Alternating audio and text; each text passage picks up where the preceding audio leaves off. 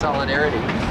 We've been meeting here every Sunday since November of 2011, so we're coming up on our 6th anniversary. I first served communion here at Friendship Park in 2008. The monument that is just there to your guys' right there, that monument is a historic marker. It's the original boundary marker between the United States and Mexico. So, and those of you who are pressed up against the fence, you're actually standing in U.S. territory. You see the line that goes down the middle of the monument there? That's the actual international boundary. And before 2008, the fence that was here actually abutted the monument on either side. And when they built this thing in 2009, 10, and 11, this new wall, they moved it a few feet into the U.S. territory, which leaves the monument, which is the historic marker, exclusively on the south side of the fence. The reason they did that ostensibly is that allows them to get on the south side of the fence for repairs and maintenance. There's a gate here to my right, to your left, which is a maintenance gate. When the fence was right on the international boundary, if they wanted to get on the south side of the fence, they had to ask permission from Mexican officials.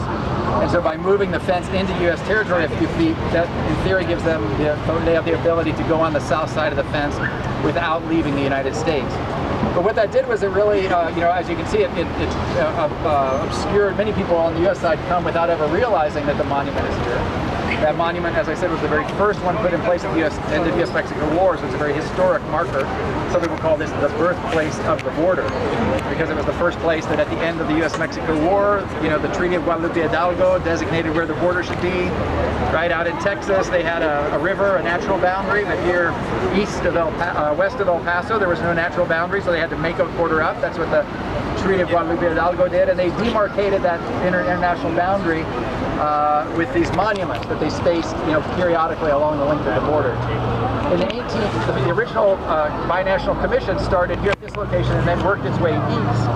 In the 1890s, they redrew the border, and this time they placed the monuments working from east to west.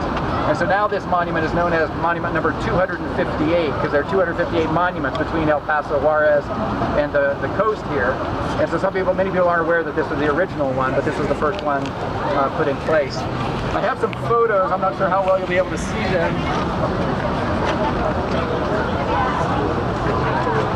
If you can press up against the fence, you'll see that before 2008, we were able to get much closer. The fence was much more open, and it was much easier. When I first started serving communion, we were actually able to pass the communion elements through the fence. So the fence was a much more open fence, allowing for much more interaction with people. The issue that arose at that time, the federal government took this land adjacent to the border. It was California state property. So the federal government took the land from the state of California in order to build this double wall system. You can see the second wall about 90 feet behind me. And so by creating this as federal property and building the system of double walls, they create an enforcement zone, which allows them to, patrol the area without any, sometimes they refer to it as clutter. So it creates an uncluttered theater of operations for Border Patrol. And it has drastically reduced illegal crossings at this location, which was their original objective. At the same time, though, they were really cutting off access for the families that meet here. And again, I know it's hard to see on your side. I really encourage you to walk close to the fence and walk up and down. You can see there are dozens of families here today. These families, of course, are visiting here because they don't have any other way to visit. These families come because they're separated by immigration status. The vast majority of folks who come here in the United States on the U.S. side are not undocumented, right? It's highly supervised area by Border Patrol. But they're trapped in the United States because they have some kind of immigration status that prevents them from leaving the country. So if they have DACA, right, if they're dreamers, they can't leave the territory of the United States without permission from the U.S. federal government. If they have a case, an immigration case pending before the courts for themselves or for a loved one, they can't leave the country, or they lose their standing before the court.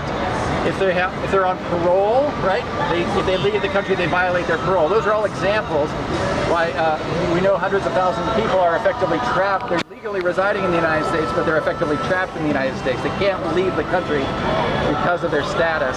And when people like that have family members in Mexico who can't come to the United States, who can't obtain a tourist visa or a student visa or a business visa, then this park becomes the only place that they get to see each other. So every weekend, we know 1 year Border Patrol counted there were about 2,200 family reunions. It's about 40 or 50 a weekend. So about every weekend, 40 on average, 40 or 50 families show up, and they're all coming here, of course, because they have no other recourse. So across the years that I've been doing this, you know, we've seen families in every configuration. We get a lot of grandchildren here meeting their grandparents for the first time. We get a lot of people saying goodbye to dying loved ones who will bring their kind of a final family farewell. And we get families traveling long distances from all over both countries. Very typical to have somebody from in the interior of the United States and somebody from the interior of Mexico who have heard about this place and then travel long distances to be here when they learn that it's an opportunity to see the loved ones from whom they've been separated for a long time. So we started Border Church again, originally in 2008. It was interrupted by the construction over here. And then we've been doing it every Sunday since November of 2011. We really think of it as an act of solidarity with these families and the other people who celebrate the binational spirit of this place. And the presence of groups like yours means a tremendous amount. People are very, very appreciative, and so I thank you for coming. Your presence and solidarity means a tremendous amount to people, and I appreciate your taking the time to join us. We're going to begin in a few minutes, but I have a few, if you have a moment, I'm glad to answer any questions or any, right at 2 o'clock, you'll see we have to leave on this side. I know you all have other things to do this afternoon, but afterwards you'll also, I know, be welcome to visit with Guillermo and other folks on the Mexican side. But any questions for me right now?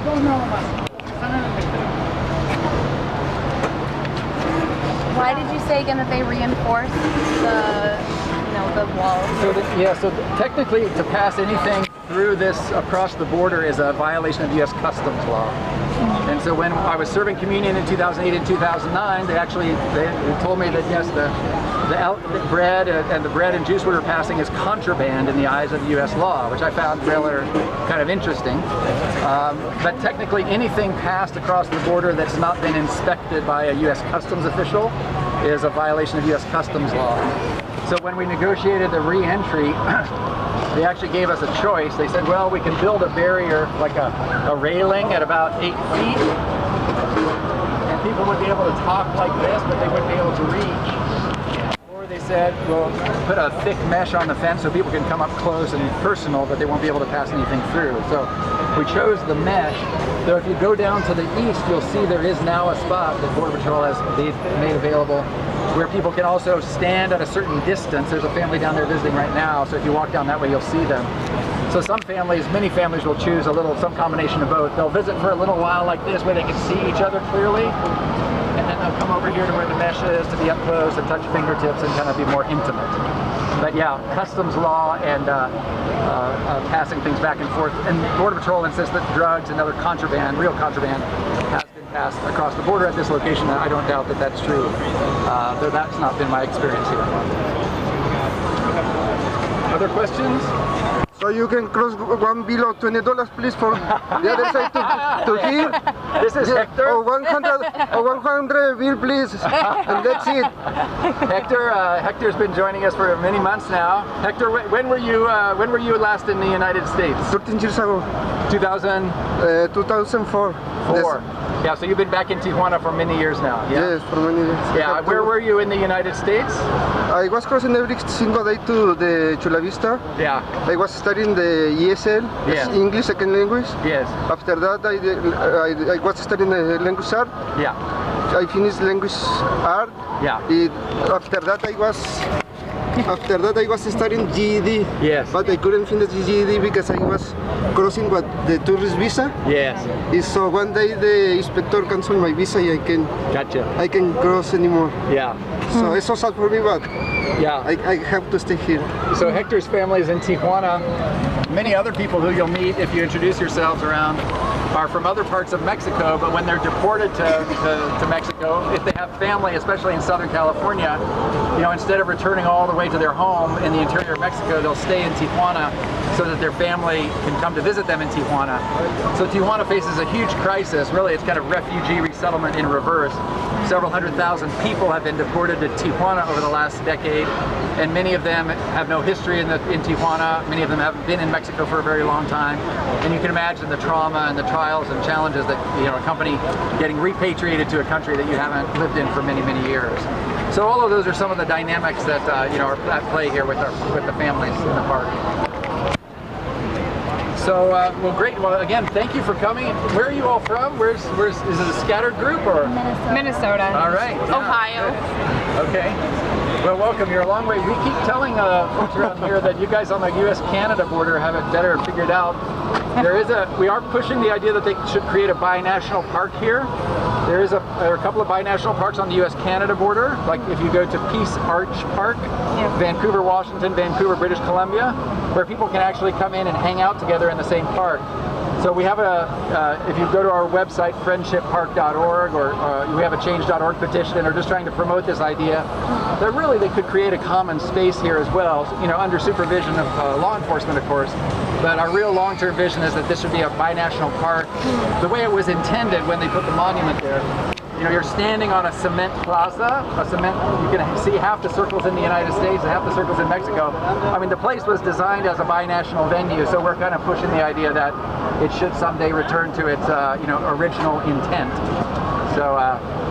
So great, we're going to begin very soon, and thanks so much for coming. You're welcome to grab a piece of shade, and I'm going to fire up the microphone, and then you'll see. Please join us at whatever level you feel comfortable. Really appreciate you being here. Thank you.